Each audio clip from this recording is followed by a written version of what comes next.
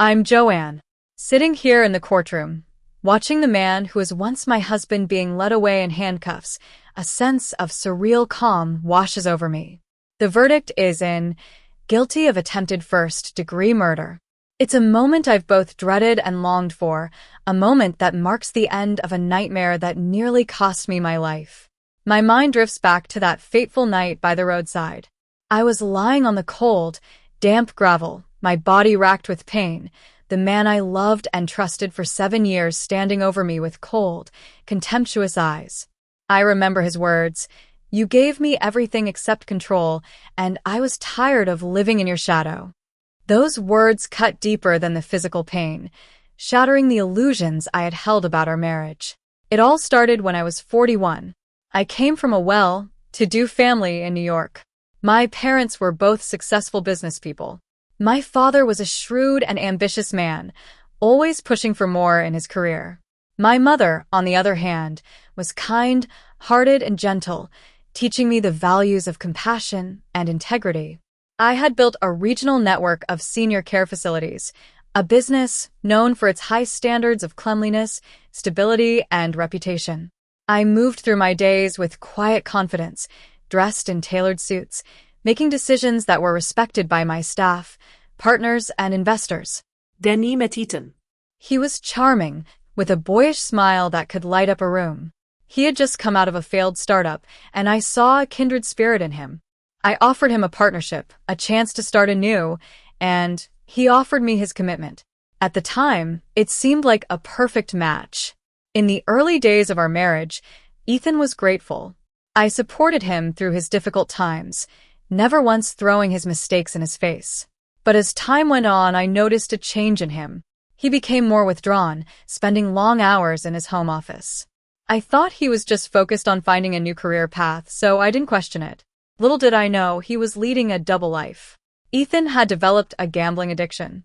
He was drowning in debt, with nearly $320,000 spread across credit cards, personal loans, and gambling platforms. The collectors were calling him day and night, and he was desperate. He started hiding his phone, keeping one in a drawer on silent, used only for the messages he didn't want me to see. One day, while I was at work, he found my will. I had planned for every possible outcome, including my own mortality, and I had made him the sole beneficiary. He saw it as a way out of his financial mess. He started to research toxins, spending hours at night in the study, hidden from my view. He read medical forums, archived articles, looking for a way to make my death seem natural. He became more attentive to me, asking about my day, offering to cook and drive. I thought our relationship was finally getting back on track. He chose a familiar restaurant, a place we had celebrated many anniversaries and special occasions. I was relaxed, enjoying the view and the conversation. I had no idea that he had a small container in his jacket pocket filled with a deadly organophosphate compound. When I excused myself to go to the restroom, he took the opportunity to pour the poison into my wine. I came back and took a sip, not noticing anything unusual. But soon, I started to feel sick. I felt light-headed, and my vision began to blur. Ethan pretended to be concerned, offering to take me to the hospital. As we drove, I started to realize that something was wrong. The road was getting darker, and it didn't seem like the way to the hospital. When I asked him where we were going, he finally confessed. "I poisoned the wine," he said, as if it were a simple business decision. He told me about his debts, the gambling losses, and the prenup that would leave him with nothing if we divorced. He said he had no other way out. He forced me out of the car, leaving me on the side of the road to die. I lay there, in the cold and the dark, feeling my life slipping away. I couldn't believe that the man I loved had done this to me. I thought about our life together, all the shared dinners and board meetings, and I realized that it had all been a lie. Just when I thought all was lost, I saw a light in the distance. It was Daniel, a business acquaintance I had met at industry conferences. He found me and rushed me to his medical center. Dr. Helen Reeves, a toxicologist, was able to identify and neutralize the toxin in time. I was lucky to be alive. After that, Daniel and Detective Laura Simmons worked tirelessly to build a case against Ethan. They found his financial records, showing his escalating debt and gambling losses. They obtained a warrant to access his cloud backups and found messages to a young woman named Lily. He had promised her an apartment, startup funding, and a future together, all based on my death. The restaurant's security footage was the final piece of evidence. It clearly showed Ethan pouring the poison into my wine. With all the evidence in place, they set a trap for him.